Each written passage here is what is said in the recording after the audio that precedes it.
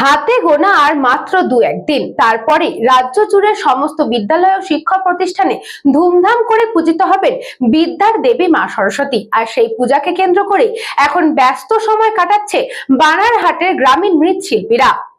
হাতে গোনা আর মাত্র দু একদিন, তারপরে রাজ্য জুড়ে সমস্ত বিদ্যালয় ও শিক্ষা প্রতিষ্ঠানে ধুমধাম করে পূজিত হবেন বিদ্যার দেবী মা সরস্বতী। আর সেই পুজোকে কেন্দ্র করেই এখন তুঙ্গে ব্যস্ততা। বানারহাটের প্রত্যন্ত গ্রামে মৃৎশিল্পীদের কথায় সকাল 10টা থেকে সন্ধ্যা পর্যন্ত চলছে মাটির প্রতিমা তৈরির প্রস্তুতি। তবে গত বছরের তুলনায় এবছর সরস্বতী প্রতিমার অর্ডার অনেকটাই কম, যার ফলে হতাশার মুখে পড়ছেন মৃৎশিল্পীরা। যদিও তাদের দাবি এবছর বিভিন্ন শিক্ষা প্রতিষ্ঠান থেকে প্রায় 10 থেকে 15 জন প্রতিমা তৈরির জন্য যোগাযোগ করেছেন।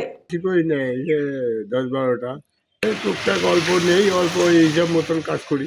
অপারেশন হইলাম না, গেল মাসে অপারেশন হইলাম, শরীরে ভালো ছিল না, ওই জন্য ছেলে দাওয়া দিছে যে কাজ কমে দাও, হালকা হালকা অল্প।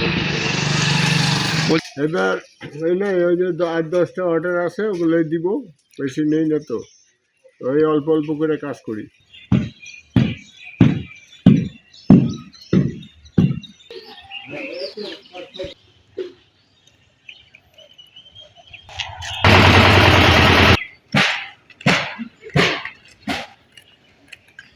খাদিমুল ইসলামের রিপোর্ট, নিউজ পঙ্গ টাইম।